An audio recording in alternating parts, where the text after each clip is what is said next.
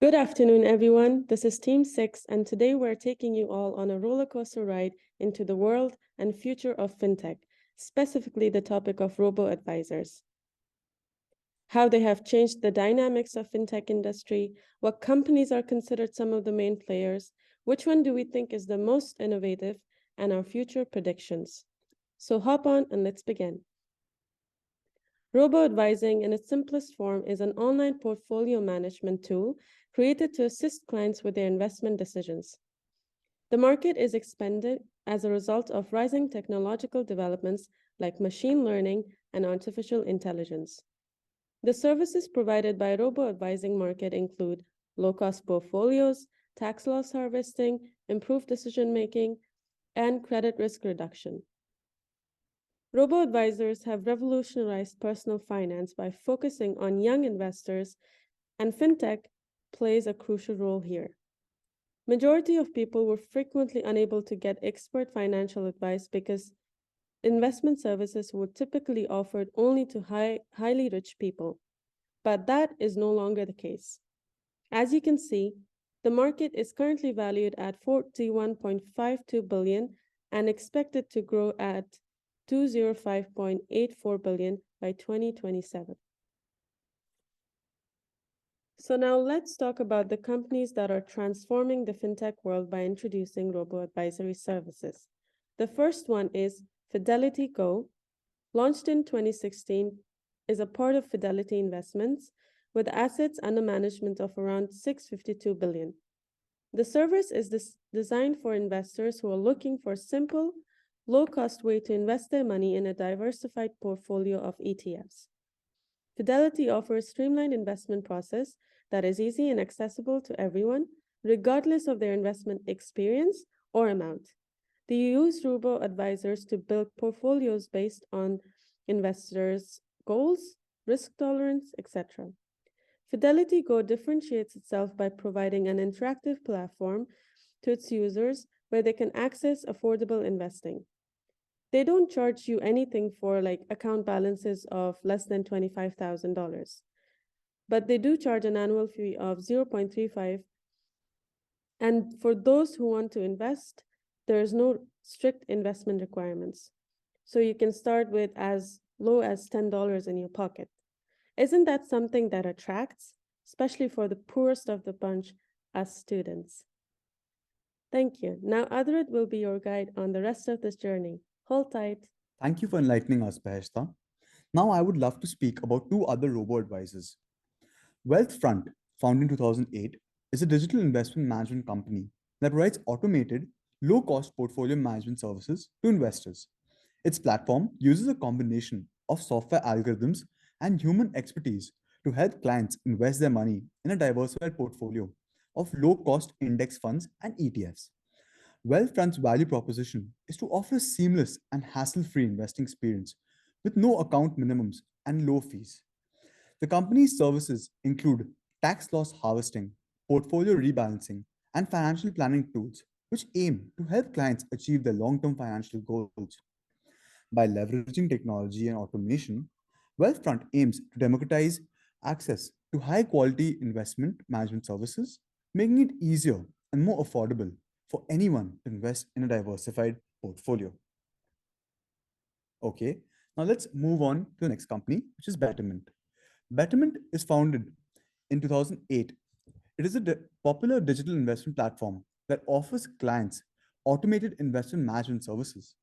The company offers a globally diversified portfolio of index tracking exchange traded funds with personalized advice in a goal based investing framework, enabling customers to open and customize regular investment accounts, traditional or SEP, trust accounts, and accounts for retirement income.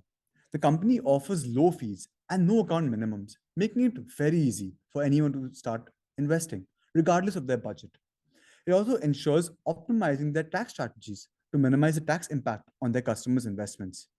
Their smart beta portfolio feature consists of smart beta ETFs that include stocks from companies screened for the four smart beta factors, that is, value, high quality, strong momentum, and low volatility.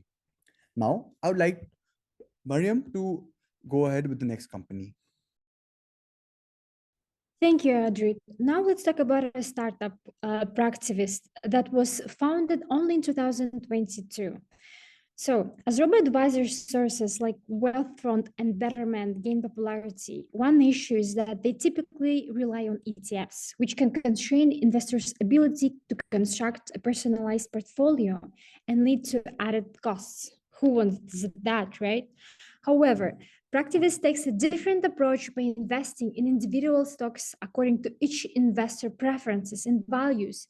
By doing so, clients can maintain a diversified portfolio while still adhering to their core beliefs, such as avoiding investments in certain industries that are in conflict with their principles.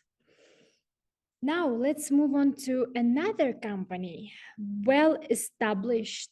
Maybe you're unfamiliar with it. Simple. It was founded in 2014. It is a Canadian based financial service company that provides online investment management and financial planning services. It was founded with the goal of making investing more accessible and affordable for individuals. Simple offers a range of investment products and services, including robo-advisor services, socially responsible investment portfolios, and tax-efficient investing.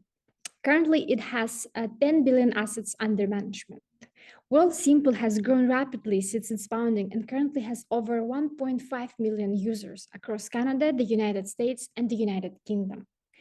Simple differentiates itself from other investors by offering multiple values-based portfolios. One such portfolio is socially responsible investing portfolio, which invests in companies dedicated to promoting social welfare. This includes companies that work towards global environmental causes, combat corruption and gender inequality, and enhance living standards around the world. Additionally, Wealthsimple offers a halal investing portfolio, which includes a newly introduced Wealthsimple Sharia World Equity Index ETF. This is the company that we find most innovative, and my colleague Vuyani will explain why. Okay, thank you very much, Miriam, for those insights. Now, we found Wealthsimple to be the most innovative of the companies that we are looking at due to its social impact, namely the fact that it is investing or it has created an index which is Sharia compliant. Islam accounts for about 1/4 of the world's population, and the uptake of robo-advisors in the Middle East remains low.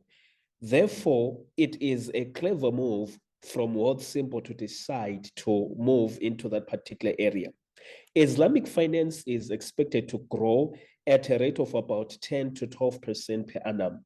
This is partly due to an increased emphasis in ESG, and most Sharia compliant companies are generally good performers in terms of ESG. There has also been an increased participation of governments in the sector. For example, the British government now has its own SOCAC, that is a Sharia compliant bond, and the British government actually stated that it intends to be the biggest promoter or to be the hub of Islamic finance in the West. So Wealthsimple is one company that has taken advantage of all these things, and we foresee it benefiting very much from doing so. Moving on to our predictions in terms of growth. Although wealth management companies, although robo-advisors seemed to be doing well at first, they focused on growth without necessarily taking into account the costs of their growth. As a result, most of them are struggling to break even. And as a result of this, we predict the following. There is going to be an increase in mergers so as to make sure that they are more profitable.